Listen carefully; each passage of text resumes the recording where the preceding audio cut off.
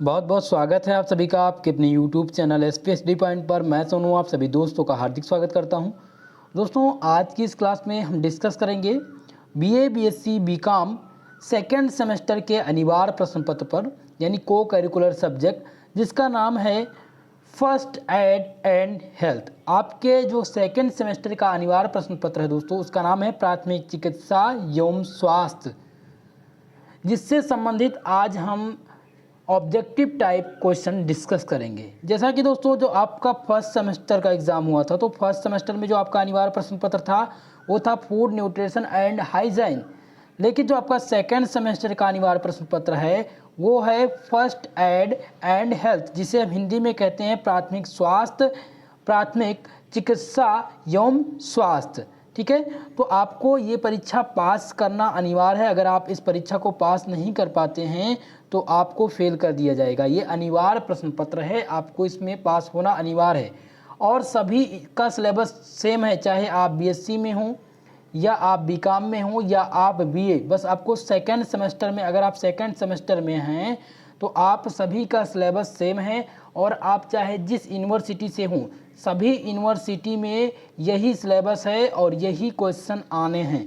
ठीक है, तो आज हम बहुत ही महत्वपूर्ण क्वेश्चन को सॉल्व करेंगे आपके अनिवार्य प्रश्न पत्र से संबंधित, यानी फर्स्ट एड एंड हेल्थ से संबंधित।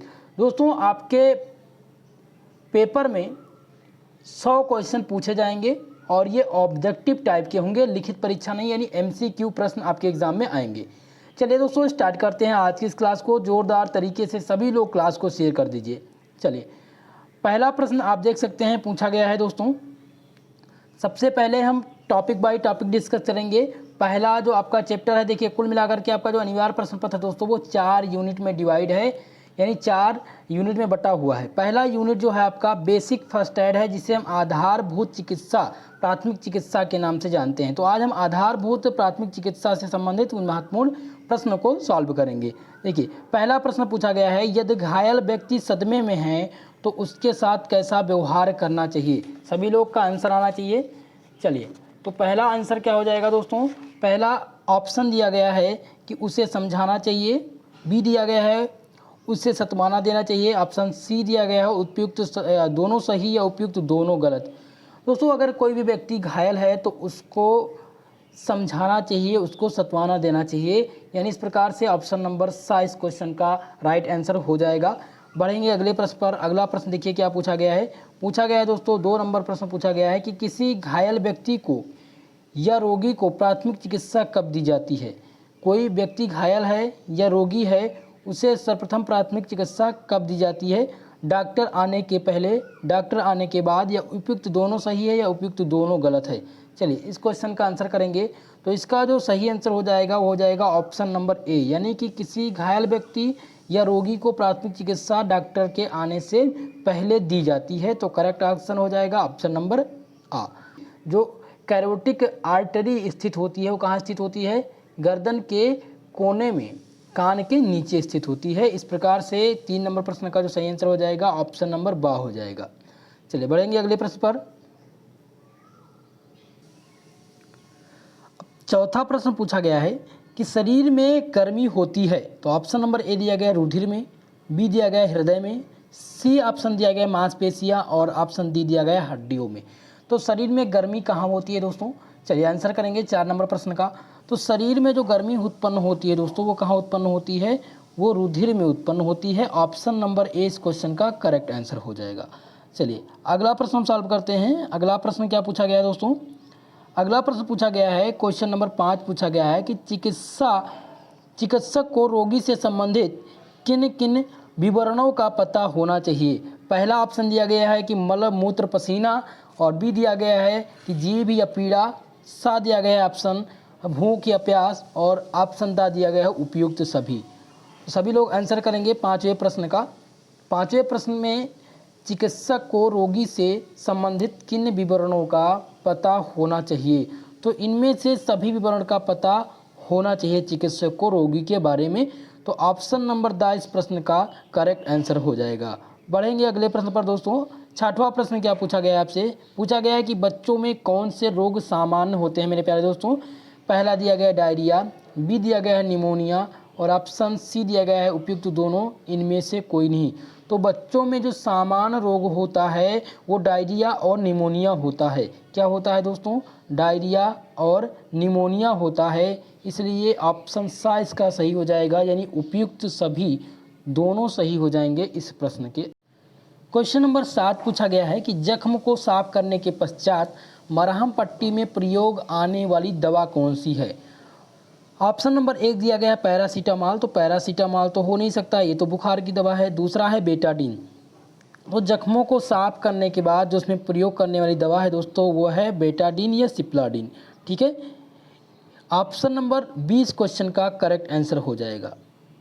7वें प्रश्न का जो सही आंसर हो जाएगा वो ऑप्शन नंबर बा हो जाएगा। बढ़ेंगे अगले प्रश्न पर। अगला प्रश्न दिया गया है 8वां प्रश्न। क्या पूछा गया है दोस्तों? पूछा गया है कि एक स्वस्थ व्यक्ति का हृदय धड़कता है, एक स्वस्थ व्यक्ति है उसका हृदय कितनी बार धड़कता है आपको बताना है। चलिए आंसर करेंगे सभी लोग। ऑप्शन नंबर आ दिया गया है 80 बार, बा दिया गया है 78 बार और सा दिया गया है 74 बार, दा दिया गया है 72 बार।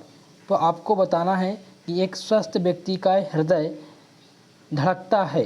8वां प्रश्न। तो एक स्वस्थ व्यक्ति का जो हृदय है वो लगभग दोस्तों 72 बार धड़कता है, यानी कि इसका जो सही आंसर हो जाएगा वो ऑप्शन नंबर दा हो जाएगा।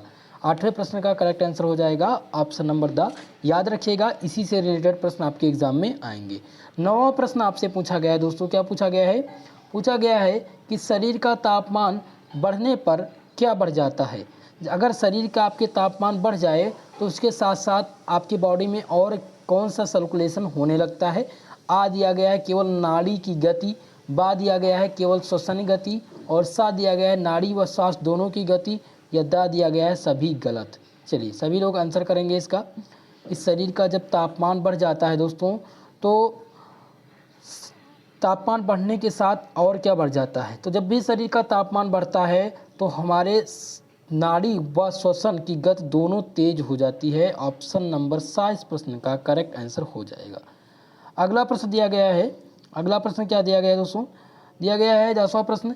पूछा गया है कि हाथ कब धोना चाहिए? खाना खाने के बाद या खाना खाने के पहले या छींकने खांसने या नाक साफ करने के बाद, बीमार तथा घायल व्यक्ति छूने के बाद। तो इसमें से सही आंसर हो जाएगा उपयुक्त सभी, क्योंकि हमें खाना खाने से पहले भी हाथ धुलना चाहिए, छींकने खांसने या नाक साफ करने के बाद भी हमें हाथ धोना चाहिए, और सा नंबर दिया गया किसी बीमार व्यक्ति या घायल व्यक्ति को छूने के बाद भी हैंड वॉश करना जरूरी है। तो इसलिए ऑप्शन नंबर द इस क्वेश्चन का करेक्ट आंसर हो जाएगा, सही आंसर हो जाएगा। अगला प्रश्न दिया गया है दोस्तों 11 नंबर प्रश्न ध्यान देंगे। पूछा गया है कि घायल व्यक्ति को CPR कब देना चाहिए?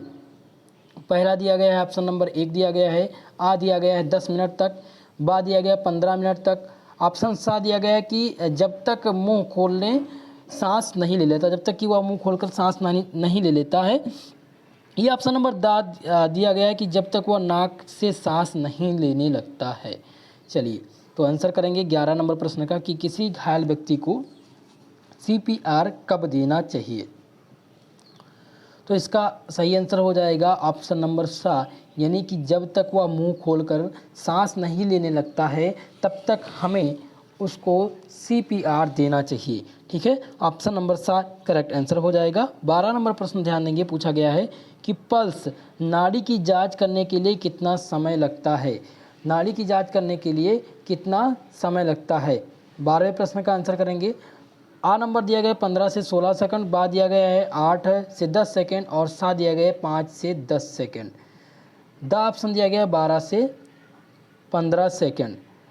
तो पल्स या नाड़ी की जांच करने के लिए लमसम 5 से 10 सेकंड का टाइम लगता है। ऑप्शन नंबर सा इस प्रश्न का सही आंसर हो जाएगा। चलिए बढ़ेंगे अगले प्रश्न पर। देखिए अगला प्रश्न क्या पूछा गया है। पूछा गया है एंटासिड सिरप किस काम आता है? ऑप्शन नंबर ए दिया गया सर्दी जुकाम एलर्जी, सा दिया गया पेट में जलन या बदहजमी, या ऑप्शन नंबर दा दिया गया ऑक्सीजन की कमी के लिए, या बा दिया गया बुखार के लिए। चलिए बताइए कि ये सिरप जो है किस काम आता है। 13 नंबर प्रश्न। तो इसका जो सही आंसर हो जाएगा ऑप्शन नंबर सा हो जाएगा, पेट में जलन के लिए इस सिरप का एंटासिड सिरप जो होता है वो पेट में जलन के काम आता है, यानी जब भी पेट में आपकी जलन होगी तो ये सिरप का उपयोग किया जाता है। ऑप्शन नंबर सा इस प्रश्न का सही आंसर हो जाएगा। बढ़ेंगे अगले प्रश्न पर। 14 नंबर प्रश्न देखिए क्या पूछा गया दोस्तों। पूछा गया है 4 से 7 वर्ष के बालक की नाड़ी की गति प्रति मिनट होती है। कोई भी बालक है जो 4 से 7 वर्ष के बीच में है तो उसकी नाड़ी की गति प्रति मिनट कितनी होगी। 14 क्वेश्चन नंबर 14 का आंसर करेंगे। ऑप्शन नंबर ए दिया गया है, दिया गया है कि 10 से 40 बार, बा दिया गया है 50 से 60 बार, सा दिया गया है 90 से 100 बार और दा दिया गया है 70 से 80 बार। दोस्तों 4 से 7 वर्ष के जो बालक की नाड़ी की प्रति मिनट गति होती है वो होती है कितनी, 90 से 100 बार। कम से कम कितनी होगी, 90 से 100 बार होगी।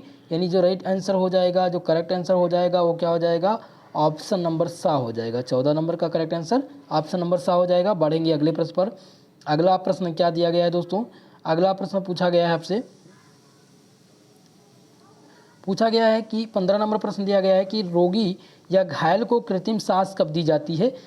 ऑप्शन नंबर आपसे बताया गया है, पूछा गया है कि जब वह मूर्छित हो, या जब वह सांस लेने में सांस ना ले रहा हो, या जब हार्ट अटैक में हो, या दुर्घटना होने पर रोगी को कृत्रिम सांस कब दिया जाता है। ऑप्शन नंबर, चलिए 15 नंबर क्वेश्चन का सही आंसर क्या हो जाएगा। 15 नंबर प्रश्न का जो सही आंसर हो जाएगा दोस्तों वो हो जाएगा ऑप्शन नंबर दा, यानी दुर्घटना होने पर। ठीक है, ऑप्शन नंबर दा इस प्रश्न का करेक्ट आंसर हो जाएगा। अगला प्रश्न देखिए, 16 नंबर प्रश्न आपसे पूछा गया है कि साफ करने के पश्चात जख्म की मरहम पट्टी में प्रयोग आने वाली दवा कौन सी है। पहला दिया गया है बीटाडिन क्रीम, बा नंबर दिया गया है कैलामाइन लोशन, और सा दिया गया है पैरासीटामॉल, और दा दिया गया है एंटासिड। चलिए आंसर करेंगे सभी लोग। तो इसमें जो प्रयोग करने वाली दवा है वो क्या हो जाएगी, बीटाडिन हो जाएगी दोस्तों। क्या हो जाएगी, बीटाडिन। ऑप्शन नंबर ए इस प्रश्न का सही आंसर हो जाएगा। अगला प्रश्न ध्यान देंगे, 17 प्रश्न पूछा गया है कि मरीज या घायल व्यक्ति को किस प्रकार का खाना देना चाहिए। ऑप्शन ए दिया गया आरामदायक स्थिति में, बा दिया गया गर्म, और सा दिया गया होश में, और डी दिया गया उपयुक्त सभी। तो 17 नंबर प्रश्न का आंसर करेंगे।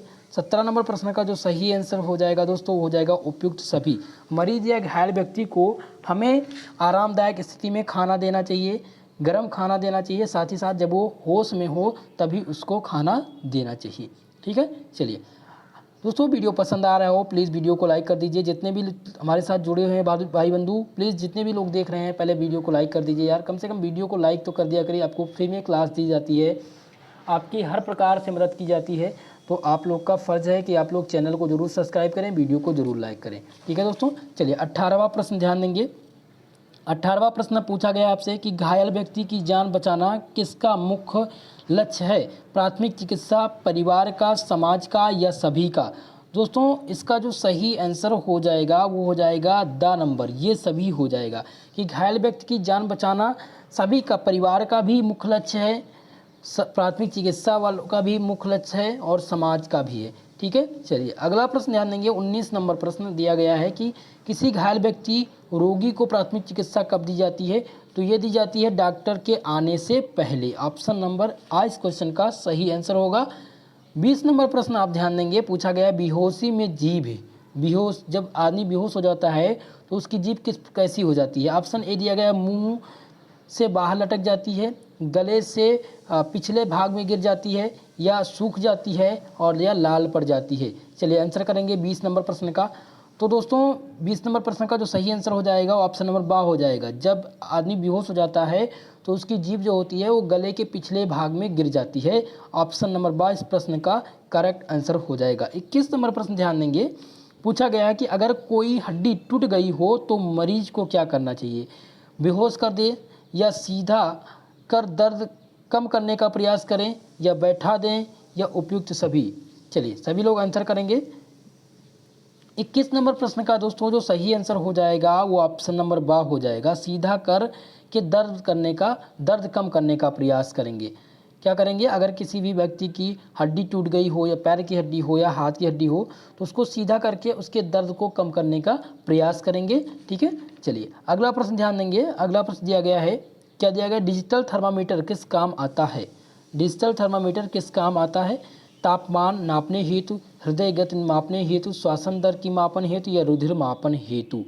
चलिए, डिजिटल थर्मामीटर। तो डिजिटल थर्मामीटर का जो प्रयोग किया जाता है दोस्तों वो तापमान नापने के लिए किया जाता है।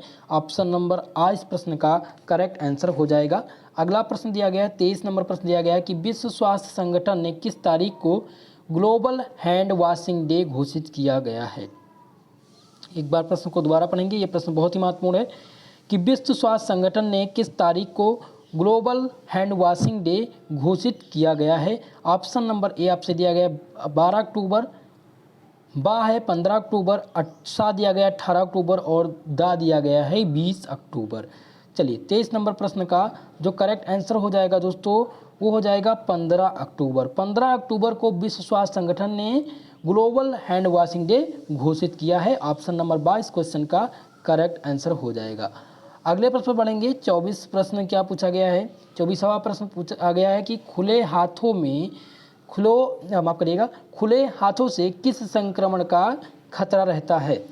ऑप्शन आ दिया गया है हेपेटाइटिस बी या सी, बा दिया गया HIV, सा दिया गया एड्स या दा दिया गया है उपयुक्त सभी।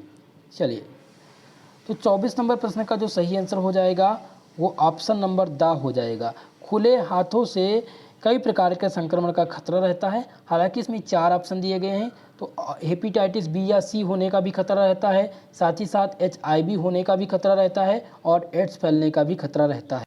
25 नंबर क्वेश्चन पूछा गया है स्टेलियर गॉज क्या है। ऑप्शन नंबर ए दिया गया है थर्मामीटर, बा दिया गया है पट्टी और सा दिया गया रुई या दा दिया गया है फर्स्ट एड बॉक्स। दोस्तों, स्टेलियर गॉज जो है एक प्रकार की पट्टी होती है जो जीवाणु मुक्त बनाई जाती है। क्या बनाई जाती है? जीवाणु मुक्त बनाई जाती है। तो स्टेलियर गॉज क्या है? एक प्रकार की पट्टी है। तो ऑप्शन नंबर 22 क्वेश्चन का करेक्ट आंसर हो जाएगा।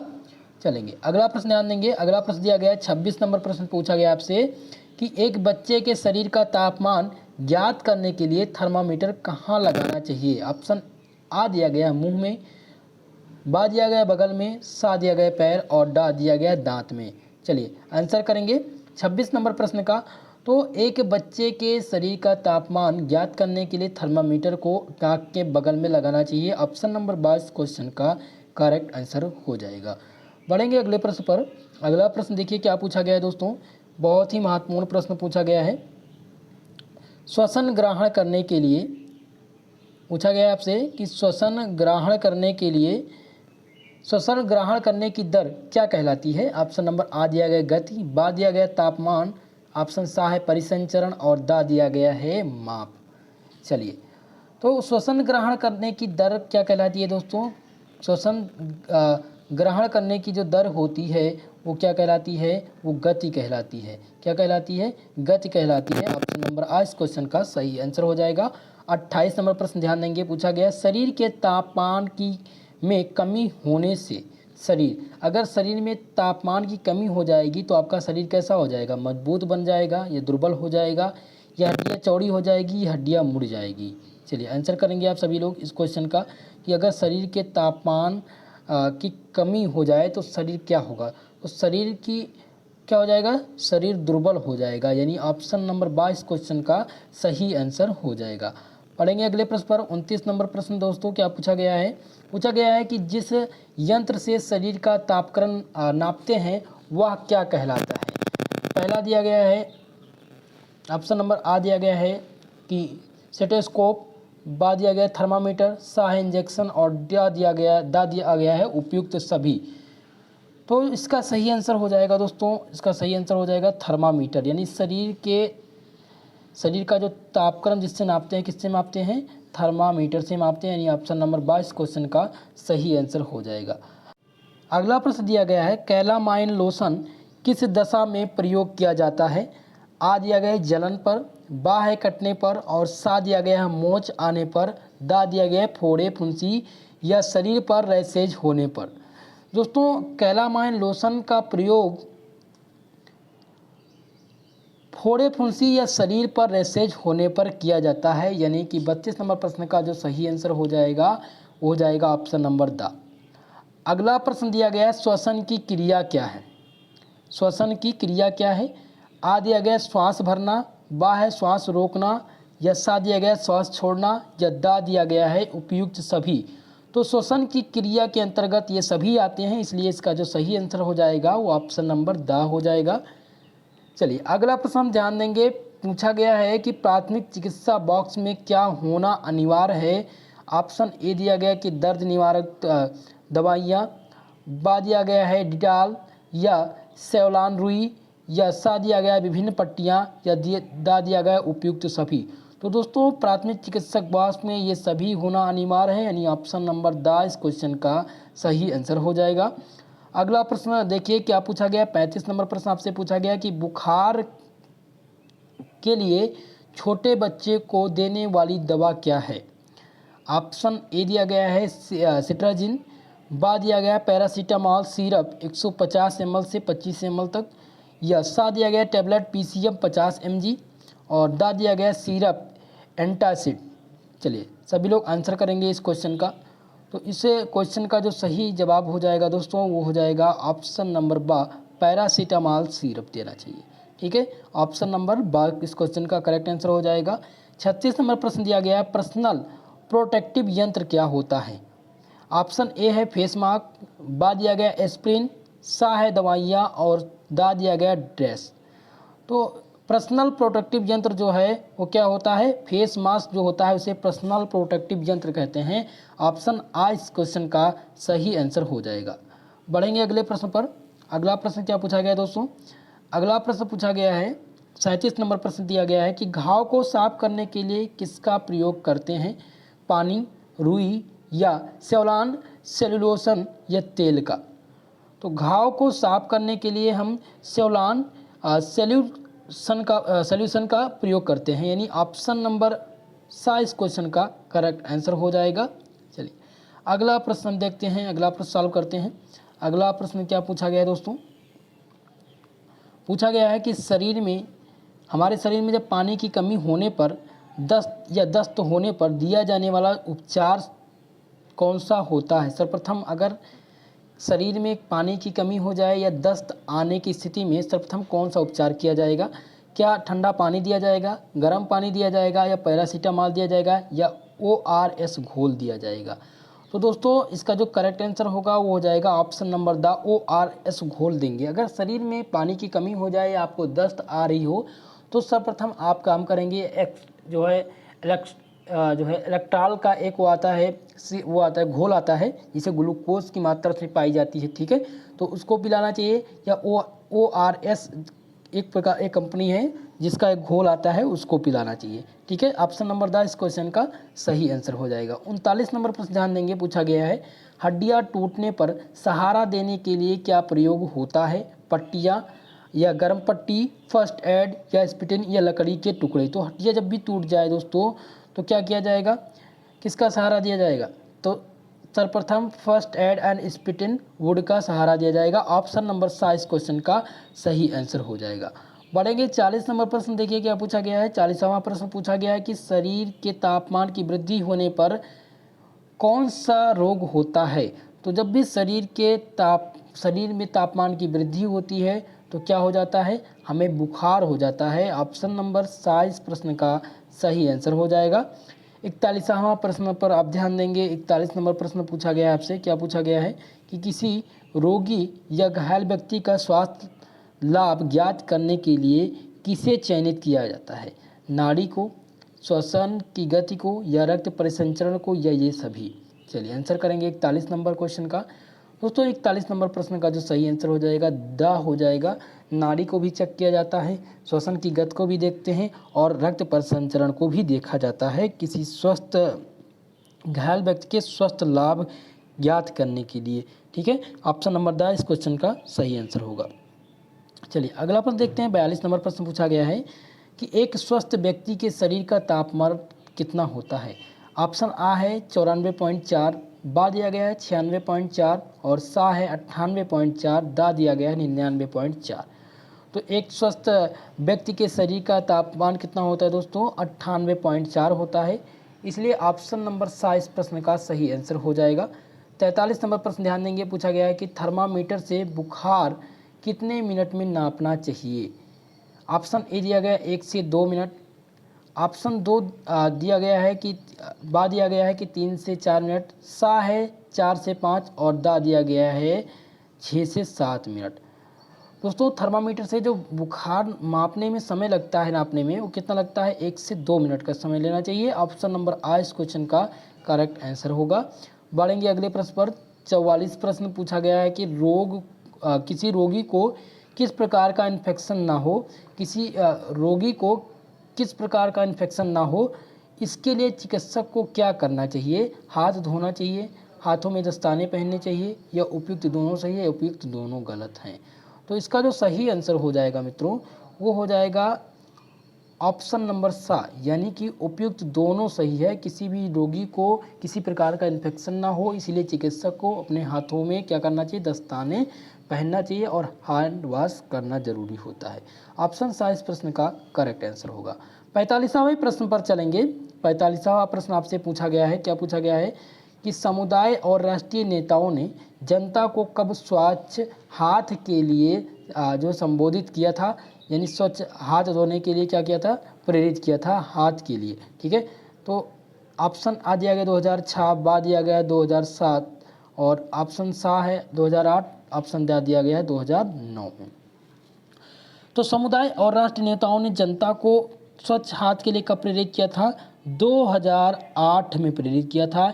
इसलिए इसका जो सही आंसर हो जाएगा ऑप्शन नंबर सा हो जाएगा। ठीक है, कुल मिलाकर के आज आपके जो पहला चैप्टर था, आपका जो पहली यूनिट थी, पहला चैप्टर था आपका आधारभूत प्राथमिक चिकित्सा, उससे संबंधित आज हमने लगभग 48 प्रश्नों को सॉल्व किया है। ये मोस्ट इम्पॉर्टेंट प्रश्न है, इन्हीं में से आपके एग्ज़ाम में जो भी प्रश्न आएंगे इन्हीं से आएंगे। जैसा कि फर्स्ट सेमेस्टर में आपने उसमें आपने पढ़ा था फूड न्यूट्रिशन और हाइजीन में सभी के सभी प्रश्न जो मैंने बताए थे उन्हीं में से आए थे।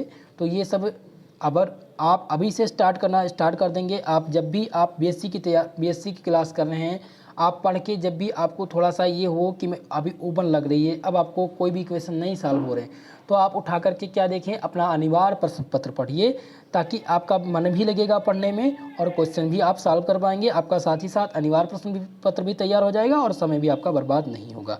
ठीक है, तो आप सभी लोग वीडियो को लाइक कर दीजिएगा। जितने भी छात्र छात्राएँ हमारे साथ जुड़े हुए हैं, चैनल को जरूर सब्सक्राइब कर लेंगे, बेल आइकन को प्रेस कर लीजिएगा ताकि क्लास का नोटिफिकेशन आपको प्राप्त होता रहे।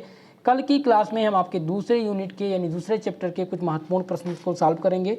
आपका दूसरा प्रश्न पत्र क्या है, इसका सिलेबस मैंने डिस्कस कर दिया था दोस्तों। इसका सिलेबस का PDF मैंने टेलीग्राम पर डाल दिया है। आपके अनिवार्य प्रश्न पत्र यानी कि फर्स्ट एड एंड जो है हेल्थ का PDF सिलेबस जो है वो मैंने डिस्कस भी कर दिया है। जिन्होंने नहीं देखा है वो एक बार क्लास को देख लेंगे। प्लेलिस्ट में जा कर के मैं इसकी प्लेलिस्ट बना दे रहा हूँ जहाँ पर इसके सारे क्लास आपको मिल जाएंगे। ठीक है, कल हम दूसरे चैप्टर के इम्पॉर्टेंट चैप्टर MCQ क्वेश्चन पर डिस्कस करेंगे जिसका नाम है प्राथमिक चिकित्सा तकनीकों पर, जिनमें हम बात करेंगे पट्टिया तथा बंधन से संबंधित MCQ प्रश्न, तीव्र निष्कासन तकनीकों से संबंधित और स्थानांतरण की तकनीक से संबंधित प्रश्न, श्वसन की क्रिया संबंधी प्राथमिक चिकित्सा के बारे में भी हम डिस्कस करेंगे। ठीक है, चलिए तो आज के लिए बस इतना ही, मिलेंगे अगली क्लास में, तब तक के लिए जय हिंद जय भारत।